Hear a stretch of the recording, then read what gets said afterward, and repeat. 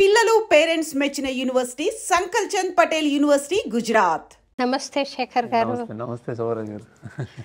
మీరు రావడం నాకు ఎంత సంతోషంగా ఉందో మాటల్లో చెప్పలేను. అందున అమ్మతో మీ మిస్సెస్తో మీ పిల్లల్ని తీసుకొచ్చారు అన్నమయ్యపురంకి. చాలా సంతోషంగా ఉందండి. నాకు చాలా సంతోషంగా ఉందండి. వాళ్ళకి పిల్లలకి మేము పరిచయం చేయడమే నాకు ఎక్కువ. యాక్చువల్లీ మేము చిన్న వాళ్ళను చూసి కూడా నేను సంతోషపడ్డాను. You care to bring the family to Annamayyapuram. So happy.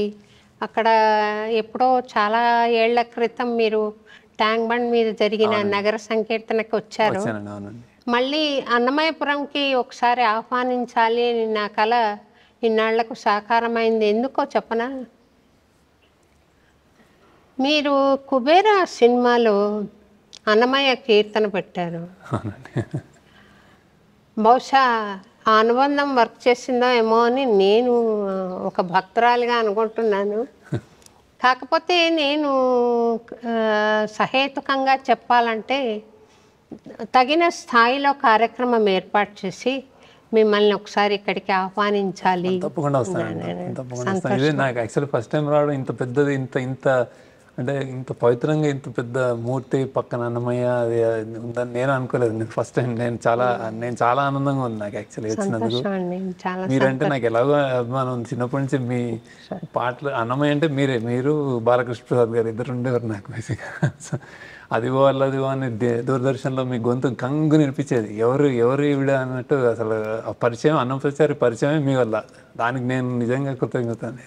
సినిమాలో కొంచెం పెట్టగలుగుతున్నాను, ఆ టేస్ట్ వచ్చిందంటే మీలాంటి వాళ్ళ వల్ల. సంతోషం అండి. నాకు కూడా సినిమాలో తిరుపతిని చూసేసరికి, అన్నమయ్య కీర్తన వినేసరికి నాకు చాలా సంతోషం అనిపించిందండి. తర్వాత మీకు గజల్స్ అంటే ఇష్టమా అండి? గజల్స్ కూడా ఇష్టం అండి నాకు. అయితే గాలిబ్ గారు అన్న గజల్ ఒకటి ఉంది, ఢూండ్ ఉజడే లోగోं में वफा की मोती, ये खजाने मुझे मुमकिन है खराबों में मिले. ఆ థీమ్ని మీరు సినిమాలో పెట్టినట్టుగా నాకు అనిపించింది. ఏమంటే ఇది మనుషుల్లో విశ్వాసాన్ని వెతికి అలసిపోయాను. ఈ ఆణిముత్యం మీరు చెత్త చూపించారు కదా, ఎలాగో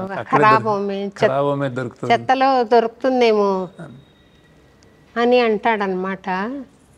అలాగే దొరికింది మీ ఇతివృత్తంలో. ధనుష్ గారిలో ఆ వాల్యూ నేను చూడగలిగాను. అలాగే కొన్ని క్యారెక్టర్స్లో ఉంది. చాలా బాగా తీశారండి ఆ సినిమా. చాలా అద్భుతం. ఒకసారి చూశాను, మొన్ననే మళ్ళీ మా ఆయనతో మళ్ళీ వెళ్ళాను నేను ఒకసారి.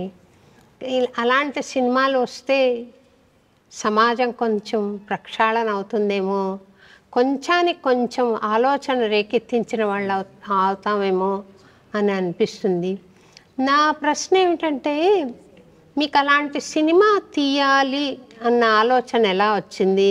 నాకు తెలిసి శేఖర్ గారి ఫిదా తెలుసు, శేఖర్ గారి ఆనంద్ తెలుసు, శేఖర్ గారి లవ్ స్టోరీ తెలుసు, లీడర్ కూడా చూశాను. అది కొంచెం డిఫరెంట్గా ఉన్న ఇవన్నీ ఇతివృత్తాలు వేరైనా మనసు మీద ఒక పన్నీటి జల్లు కురిపించే గోదావరి, ఇలాంటి సినిమాలన్నీ చాలా చక్కటి సినిమాలు. కాసేపు కుటుంబ సమేతంగా వెళ్ళి ఆనందపడి రావడానికి వీలున్న సినిమాలు. ఇది తీయాలని మీకు ఎలా అనిపించింది? నిజంగానే అంటే నేను సినిమాలు స్టార్ట్ చేసి కూడా 20 సంవత్సరాలు అయింది. 25 సంవత్సరాలు అయిపోతుంది ప్రాబబ్లీ. అంటే మన చుట్టూ మీరు అన్నట్టు ఇప్పుడు ఇందాక చెప్పినట్టు మీరు విశ్వాసం ఏదో ఎత్తుక్కుంటూ ఉంటాం కదా బేసిక్గా. అదేమన్నా జరిగిందేమో. అంటే నేను ఇతివృత్తాలు నేను జనరల్గా ఒక సినిమా తర్వాత ఇది తీయాలి అనుకోను. ఏది ఎక్కడ స్ఫురిస్తే, ఏదైనా కొంచెం ఇన్స్పిరేషన్ ఏదైనా కనిపిస్తే చేస్తాను. బాగా మనకి ఒక గొప్ప అంటే ఇది క్లాస్ డిఫరెన్స్ ఇది చాలా పెరిగిపోయిందేమో అనిపిస్తుంది. అంటే ఒక పక్కన అత్యంత ధనవంతులు అనేది మనం కూడా ఆ దీంట్లో కొట్టుకుపోతూనే ఉన్నాం, ఇంకో చోట అత్యంత పేదరికం. సో ఇలాంటి రెండు ప్రపంచాలను చూపించొచ్చామని మొదలుపెట్టిన కథ అండి అది. మొదలుపెట్టి ఇంకా ఆయన ధనుష్ బిచ్చగాళ్ళ ఆ ప్రపంచంలోకి కొంచెం బాగా ఎమోషనల్లీ కనెక్ట్ అయ్యి దాని మీద అలా అలా అలా అలా అది ఆ దేవుడే అలా తీసుకెళ్ళాడేమో బేసిక్గా. ఇందులో బాగా ఈ సినిమాలో చాలా ఒక ఒక డివైన్ ఇంటర్వెన్షన్ లాంటిది బాగా ఉంటుంది. అతను ఎలా సాధిస్తాడు బిచ్చగాడు, ఎలా అతనికి న్యాయం జరుగుతుంది అనేది ఆ జస్టిస్ డివైన్ జస్టిస్ అని అనిపిస్తుంది అక్కడ చాలా. సో అది నేను రాయడం అలా అలా ఎక్కడో ఈ భేదాలు చూపిద్దామన్న ఒక థాట్ సినిమా, ఈ కథ మాత్రం అలా దాన్ని మెల్లగా అది ఇవాల్వ్ అయింది. ఏ పర్టికులర్ పాయింట్ అని చెప్పలేను, కానీ నిజంగానంటే అంటే కదిల్చే విషయాలు రోజు చూస్తున్నాం. ఏదో కూడా చూడ ఫిల్మ్ మేకర్స్గా మేము ఏదో ఒక ఇతివృత్తం ఎంచుకున్నప్పుడు ఒక సమాజానికి తిరిగి ఇవ్వడమో, ఏదో వేలెత్తి చూపించడమో, మార్పు హోప్ చేస్తాం. మార్పు అంత తేలిగే రాదు, ఒక్క సినిమాతోటి రాదు, అంటే కాలం కూడా చాలా టైం పడుతుందేమో, కానీ ప్రయత్నం అయితే ఫిల్మ్ మేకర్గా అదే ప్రయత్నం ఉంటుంది.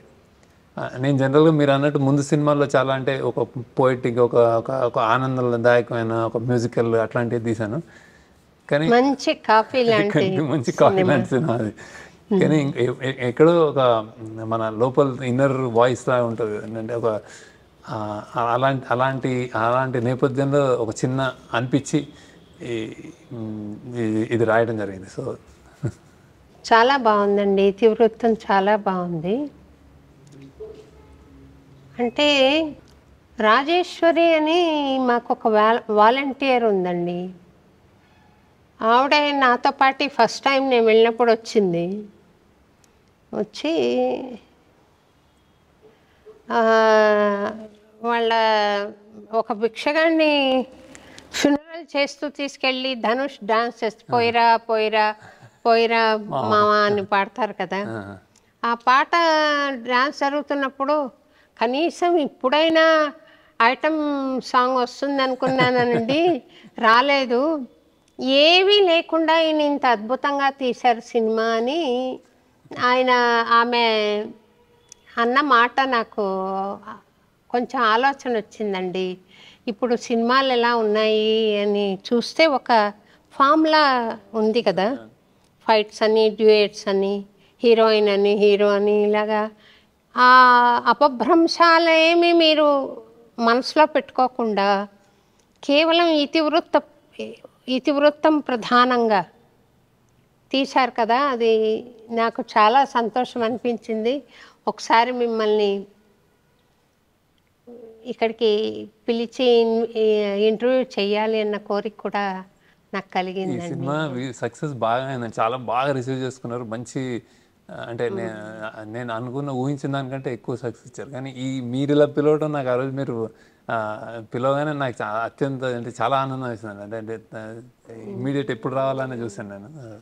సో అది చాలా థ్యాంక్స్ అండి. మిమ్మల్ని అంటే చాలా మంది కాల్స్ చేశారు, కానీ మీ నుంచి రావడం అనేది నాకు చాలా పెద్ద గర్వంగా ఫీల్ అవుతున్నాను.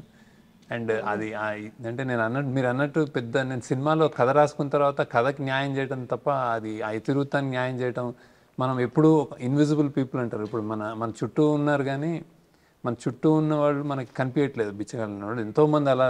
సో వాళ్ళ గురించి ఏదైనా కథ వచ్చినప్పుడు చాలా జాగ్రత్తగా తీయాలన్న ఒక బాధ్యత కూడా ఉంటుందండి సినిమా. సో ఆ బాధ్యతతోటే తీశాను అనమాట. అంటే ఉంచవృత్తి అనేది చాలా గౌరవమైన వృత్తి కింద ముందు ఇప్పుడు కూడా ఆది భిక్షు ఆది భిక్షు వాడు ఏమి కోరేది ఆయన పాట కూడా సిరివెన్నెల గారిది. ఆది భిక్షు ఆయనే శివుడు. తర్వాత త్యాగరాజస్వామి ఉంచవృత్తి చేసి ఆయన జీవించేవారు, పాటలు నమ్ముకోలేదు. ఇలా ఒక ఉదాత్తమైన వ్యాపకంగా ఉంది ఉంచవృత్తి అనేది. ఈ రాను అది కొంచెం చాలా చిన్న చూపుకు గురైపోయి భిక్ష కోరేవాళ్ళు కూడా ఎలా ఉన్నారంటే రోడ్లో వెళ్తుంటే తలుపు కొట్టి మరీ అడుగుతున్నారు. అది ఉంచవృత్తి అంటే అన్ని వృత్తులు దిగజారినట్లుగానే ఆ వృత్తి కూడా కొంత దిగజారింది. కానీ మీకు ఐడియా వచ్చింది, అందులో కూడా ఆణిముత్యాలు ఉంటాయి, మనం ఏరుకోవచ్చు అన్న ఆలోచన వచ్చింది. అది అభినందనీయం అండి, తప్పకుండా. తర్వాత ఈ భిక్షగాడి పాత్ర మీరు మనసులో పెట్టుకుని ధనుష్ని పిలిచారా, లేకపోతే ధనుష్ని ఆ, మీరు పాత్ర సృష్టించాక ఆయన అయితే బాగుంటాడు అనుకున్నారా? అదే నేను కథ జనరల్గా రాసేసుకుంటాను. రాసుకున్న తర్వాతే ధనుష్ ఇతను ఇతను ఇంకా అసలు అతనే మెదిలాడు మధ్యలో. అంటే అతను చాలా గొప్ప గొప్ప పాత్రలు చేశాడు. అతను నేషనల్ అవార్డు కూడా వచ్చింది. అండ్ అతని ఆహార్యం, అతను దేనికైనా ఒక క్యాంప్లాజ్ అంటారు కదా, ఏదైనా చేయగలరు పాత్రలో. అది పరకాయ ప్రవేశం చేసేస్తాడు అనమాట. సో అది చూడగానే చాలా కష్టసాధ్యం. ఇది అంత తేలిక కాదు. ఆ బాడీ లాంగ్వేజ్ కానీ, ఒక చెయ్యి మళ్ళీ పనిచేయదు, ఇట్లాంటివన్నీ. అండ్ అది ఆల్మోస్ట్ అతనికి అంటే నేను ఆ బిచ్చగాడిని రాస్తున్నప్పుడు కూడా మేము అది జనరల్గా అతని క్యారెక్టరిస్టిక్స్, అతని హావభావాలు అని అనుకున్నప్పుడు అతనికి రాగద్వేషాలు ఉండవు, కోపం ఉండదు, బతుకుడు కోసం బతుకని ఉంటాడు. సో ఆల్మోస్ట్ అంటే ఒక బాబా అతను కూడా అదే ఊహించుకున్నాడు అంత అలా అనుకుని చేశాడు. సో మేము రాయడం రాసి ఫినిష్ చేసిన తర్వాత ఫస్ట్ అనుకున్నది ధనుష్నే. అతనే కుదిరాడు. అంటే ఇదేదో మాకు అండ్ అలా చేశాడు మంచి యాక్టర్ ఆయన, చాలా మంచి, చాలా బాగా చేస్తారు. అలాగే నాగార్జున గారు ఇదివరకు చేసిన రోల్స్ ఒక రకంగా ఉన్నాయి. మీ సినిమాలో కుబేరాలో చేసిన పాత్ర మరో విభిన్నంగా ఉంది. ఆయన ముఖ్యంగా ఈ భిక్షగాళ్ళని చంపేస్తారు ఇంకా అన్న తెలిసినప్పుడు ఆయన ఇచ్చిన భావ ప్రకటన అద్భుతం అండి, చాలా బాగా చేశారు.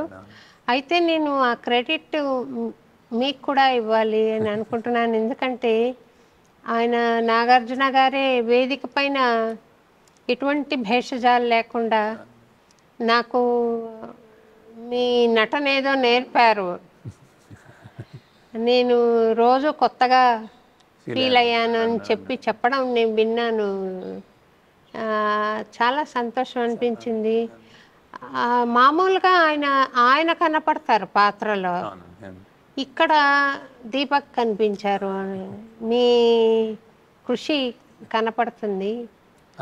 సినిమాకు ఉదాత్తమైన సినిమా అనేది వాళ్ళు ఫిక్స్ అయ్యి, నేను ఇది బాగా చేద్దాం, ఇది డైరెక్టర్గా ఇప్పుడు నా స్వార్థం కాదు, ఇది ఒక కథ స్వార్థం అన్నమాట. కథకు కావాల్సినట్టు చేద్దామని వాళ్ళు నాగార్జున గారు కానీ, ధనుష్ గారు కానీ, రష్మిక కానీ అందరూ ఫిక్స్ అయ్యారు అనమాట. సో నా పని ఈజీ అయింది. అంటే వాళ్ళు ఇవ్వడం, నేను తీసుకోవడం, వాళ్ళు ఏదో ఒక వేరియేషన్ లైక్ ఇది ఇలానా అంటే నేను తీసుకోవడం జరిగింది. సో నాగార్జున గారు తన స్టార్డమ్, తన ఉన్న సూపర్ హీరో ఇంకా పొజిషన్ అన్నీ వదులుకొని పాత్రలో ఒక కాన్ఫ్లిక్టెడ్ ఇండివిజువల్, అంటే ఎప్పుడు తపన పడుతుంటాడు రైట్ ఆర్ రాంగ్ అని. చాలా మందిలో ఉండేది.